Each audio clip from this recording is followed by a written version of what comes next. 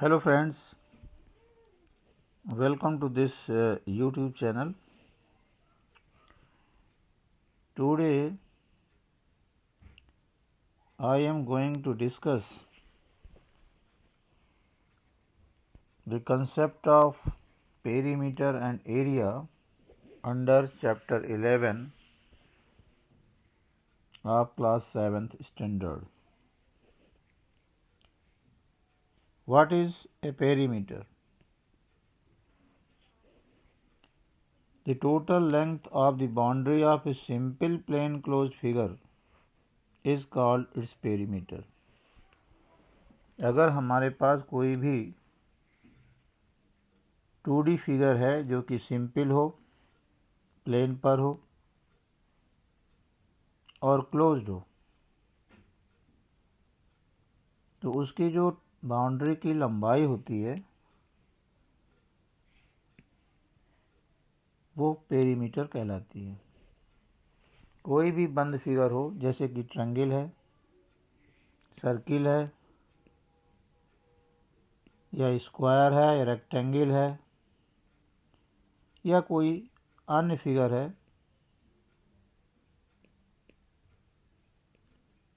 इस तरीके से ये सारी क्लोज फिगर्स हैं, 2D फिगर्स जो कि क्लोज्ड हैं। इनकी बाउंड्री की लंबाई जो है वो पेरीमीटर कहलाती है।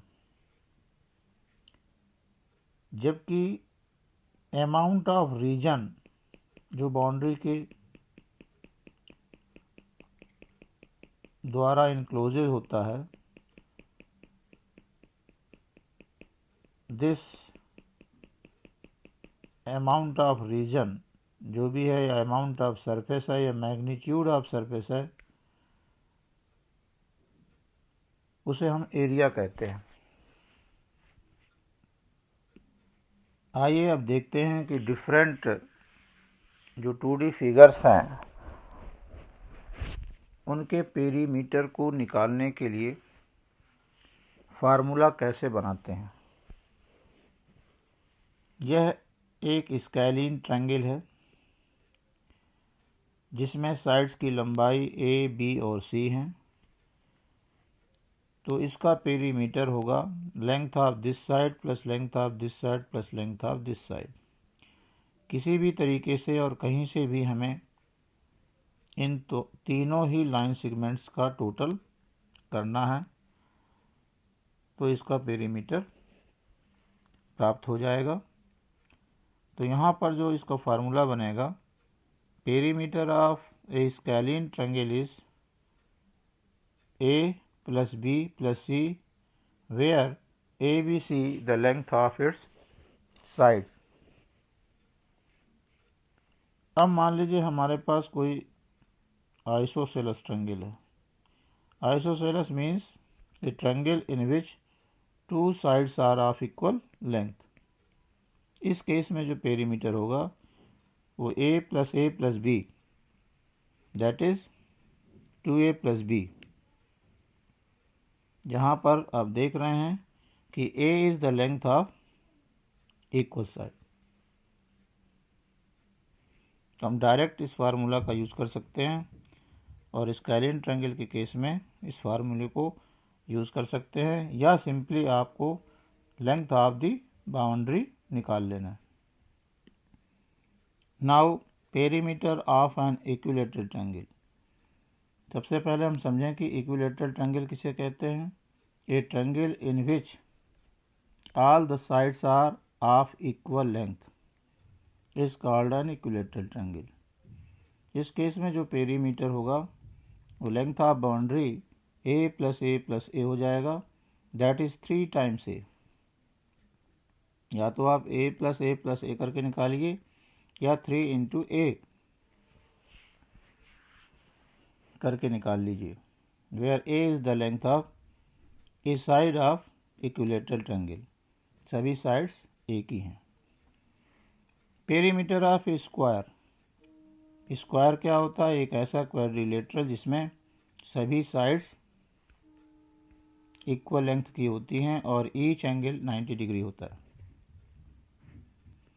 इस केस में जो पेरीमीटर होगा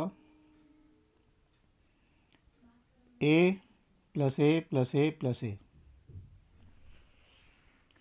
पूरी बाउंड्री की लंबाई a plus a plus a plus a that is 4 times a हो जाती है। तो यहाँ पर perimeter of square is given by 4a where a is the length of a side of the square. Now perimeter of a rectangle, if L and B are the lengths and breadth of the rectangle, then its perimeter will be L plus B plus L plus B. तो इस तरीके से one complete round की जो length है वो है L plus b plus L plus b, और we can say that 2L plus 2B। If we take 2 common तो we get the formula for finding the perimeter of rectangle as 2 times L plus b. इसका दूसरा meaning ये है कि अगर हम 1 length और 1 ब्रेथ का टोटल निकाल करके उसका 2 गुना कर दें तो भी रेक्टेंगल का पेरीमीटर मालूम हो जाएगा। तो इस तरीके से एक फार्मूला के रूप में काम करता है। अगर हमें लेंथ और ब्रेथ किसी भी रेक्टेंगल की मालूम है, लंबाई और चौड़ाई मालूम है, तो इस फार्मूले का यूज़ करके हम पेरीमीटर ऑफ रेक्टेंगल निकाल सकते हैं। Now perimeter of a regular figure. अगर वर्ड रेगुलर दिया हुआ है, इट मीन्स ऐसी फिगर जिसकी सभी साइड्स इक्वल लेंथ की होती हैं और सभी एंगल्स इक्वल डिग्री मेजर में होते हैं, रेगुलर फिगर कहलाती हैं। रेगुलर फिगर ऑफ 3 साइड्स हो सकता है जिसे हम इक्विलेटरल ट्रायंगल कहते हैं। रेगुलर फिगर ऑफ 4 साइड्स हो सकती है जिसे हम स्क्वायर कहते हैं। इसी तरीके से रेगुलर पेंटागन हो सकता है, रेगुलर हेक्सागन हो सकता है, regular heptagon, regular octagon, regular nonagon, इस तरीके से कुछ भी हो सकता है। उस केस में perimeter of a regular figure is given by number of sides, कितनी साइड्स हैं उसमें, into length of a side. अगर हमें एक साइड की लंबाई मालूम है और उसमें नंबर ऑफ इक्वल साइड्स, कितनी साइड्स है जो कि सभी बराबर भी हैं, अगर साइड्स की संख्या मालूम हो जाए और एक साइड की लंबाई मालूम हो जाए तो इन्हें मल्टीप्लाई करके रेगुलर फिगर का पेरीमीटर निकाला जा सकता है। जैसे स्क्वायर है, स्क्वायर में 4 साइड्स होती हैं और सभी साइड्स बराबर होती हैं। अगर एक साइड की लंबाई a है तो 4 साइड की जो टोटल लेंथ होगी वो 4a हो जाती है। Similarly perimeter of a regular pentagon will be 5 into a. Perimeter of a regular hexagon is equal to 6 into a, where a is the length of each side. Now perimeter of a circle. Circle के perimeter को हम circumference के नाम से भी जानते हैं। यहाँ पर किसी भी सर्किल के डायमीटर और लेंथ ऑफ बाउंड्री, जिसे हम यहाँ पर सर्कमफ्रेंस कहते हैं और सी से डिनोट करते हैं, सी और डी में एक रिलेशनशिप होती है। फॉर एनी सर्किल, कोई भी सर्किल हो, छोटा हो या बड़ा हो, there is a relation between circumference C and diameter D given by C by D is equal to pi, where pi is the constant. ये किसी भी सर्किल में ये रिलेशन पाया जाता है कि इन दो चीज़ों का जो रेशियो होता है वो फिक्स होता है वो कौन सी दो चीज़ें हैं? एक है सरकमफ्रेंस और उसका डायमीटर सर्किल का। क्रॉस मल्टीप्लाई करके हम C equal to pi into D formula के रूप में यूज़ कर सकते हैं, जहाँ पर d is the diameter and C is the circumference. Since d diameter जो होता है वो रेडियस का 2 गुना होता है, तो if we replace d by 2r then it becomes 2 pi r। तो अगर डायमीटर मालूम है तो डायरेक्ट इसका यूज़ करके, और अगर r मालूम है तो इसका यूज़ करके हम सरकमफ्रेंस ऑफ सर्किल निकाल सकते हैं। Now area of a plane close figure, जैसा कि अभी पहले ही बताया गया था कि किसी भी क्लोज्ड फिगर के द्वारा इनक्लोजेड सरफेस के अमाउंट को या मैग्नीट्यूड को एरिया कहते हैं। उसमें कितनी सरफेस है, कितना रीजन है, उसकी नाप ही उसका एरिया होता है। The amount of region enclosed by a plane closed figure is called its area. Its unit is square centimeter or square meter. Larger units भी हैं, जैसे square kilometre, air, hectare etcetera. जिस तरीके से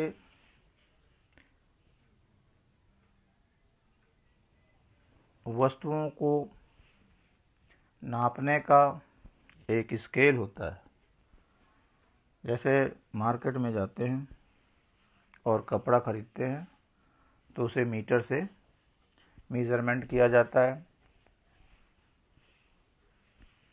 वेजिटेबल मार्केट में जाएंगे तो vegetables को हम वेट से मेज़रमेंट करते हैं। कोई लिक्विड है तो उसे लीटर से मेज़रमेंट होता है। इसी तरीके से एरिया को मेज़र करने का भी स्केल होता है, यूनिट होती है, जैसा कि यहाँ पे बताया गया है, स्क्वायर सेंटीमीटर और square metre. Square centimetre is the smaller unit and square metre is the standard unit. What is 1 square centimetre area? तो यहाँ पर ये बताया गया है कि 1 स्क्वायर सेंटीमीटर एरिया क्या होता है, कितना होता है। The area enclosed by a square of 1 centimetre is known as 1 square centimetre area.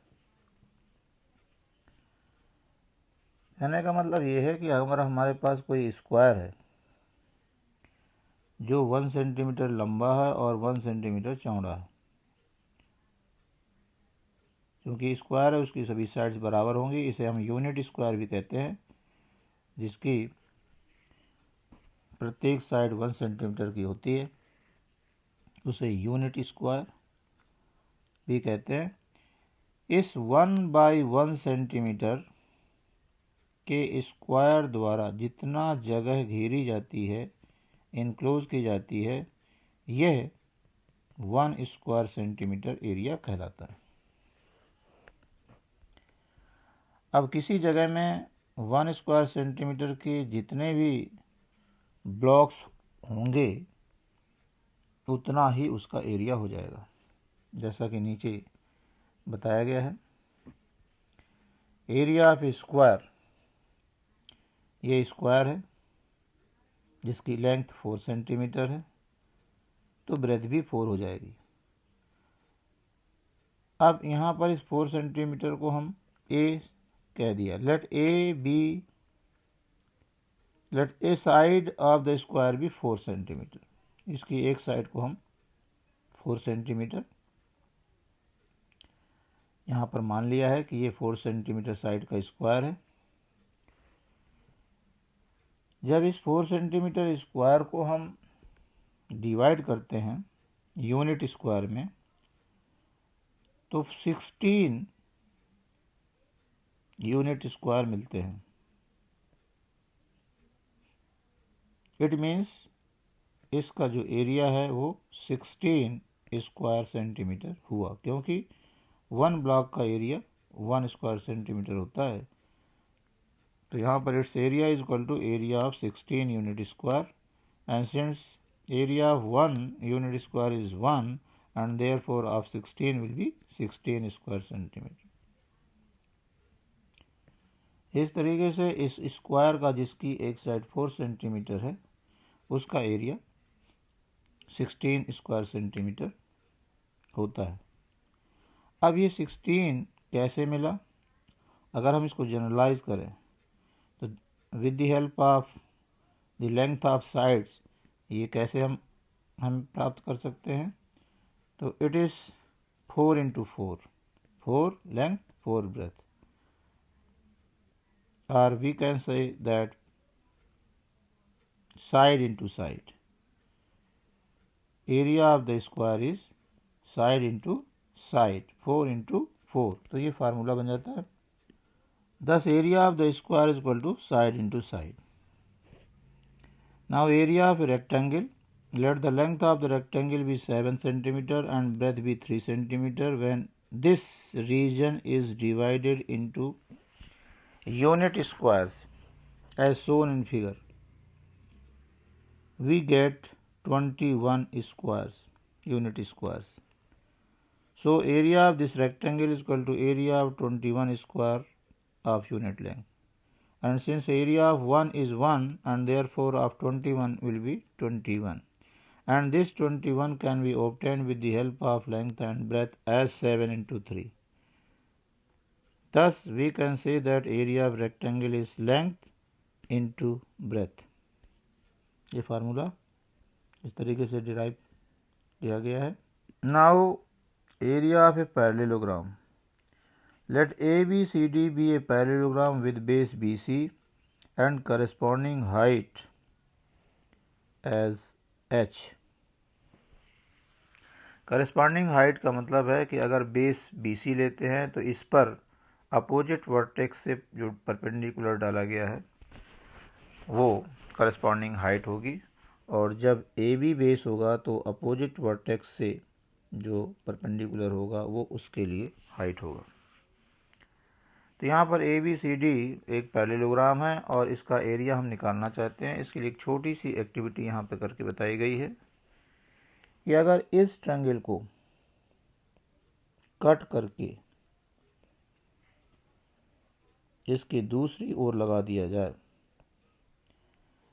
तो जगह तो उतनी ही घेरेगा, क्योंकि जितनी जगह इसमें है हमने कोई भी इसमें ना तो एक्स्ट्रा किया है और ना ही कम किया। इस पोर्शन, मान लीजिए ये पीस ऑफ पेपर है जो यहाँ पर इतनी जगह कवर करता था, अब इस पेपर के इस हिस्से को कट करके यहाँ पर लगा दिया गया है, तो अभी भी उतनी ही जगह यहाँ पर ऑक्युपाई करेगा। It means area of this parallelogram will be equal to area of this rectangle. ये रेक्टेंगल में कन्वर्ट हो जाता है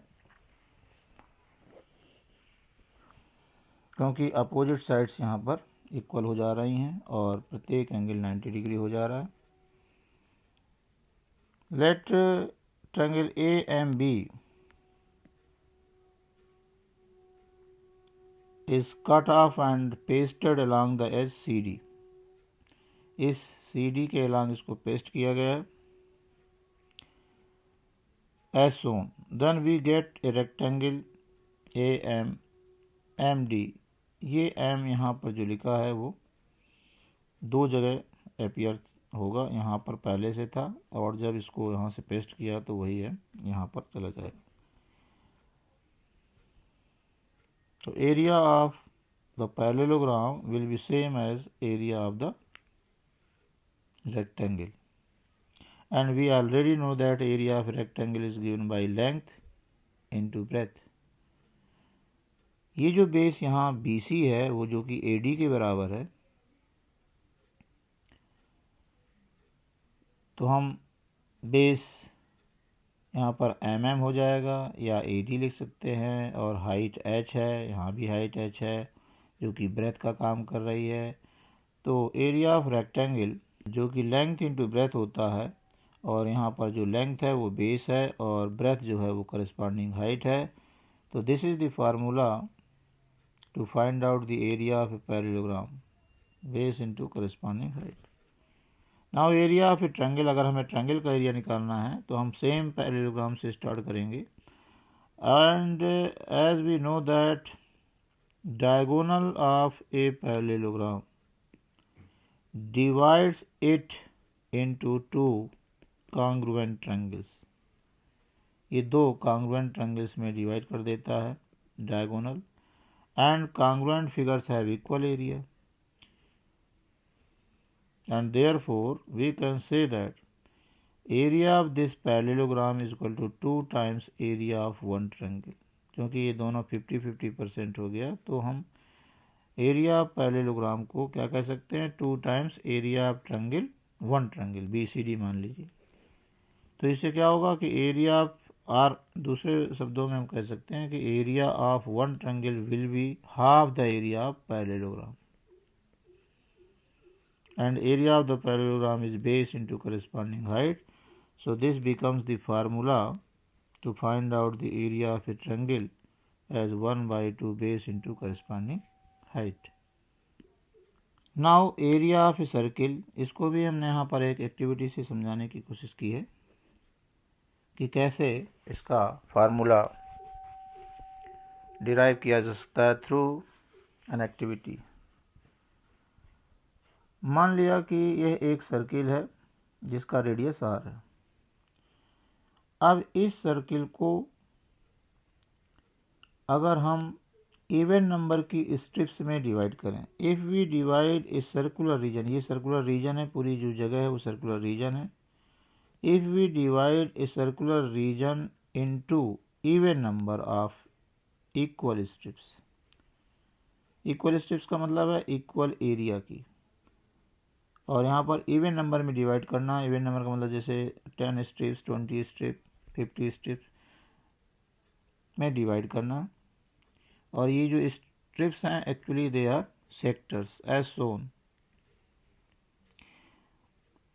और उसमें से आधी जो होंगी, of which half are coloured red and other half as blue, उसमें से आधी को हम रेड से और आधे स्ट्रिप्स को ब्लू से कलर कर दिया। Suppose these are 15 numbers, so we will color 25 as red and remaining 25 as blue। दो कलर से इनको हमने कलर कर दिया और कट कर लिया।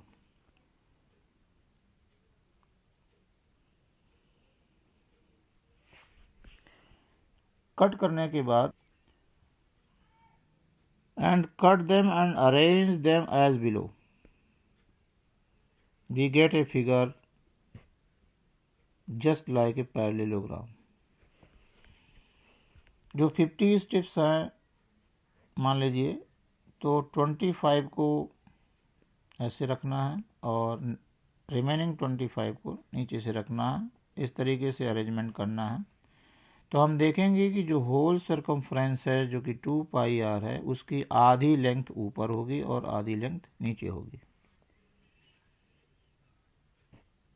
इसी कारण से यहाँ पर इवन नंबर ऑफ में स्ट्रिप्स को कट किया गया है ताकि 50% ऊपर हो सके और 50% नीचे हो सके।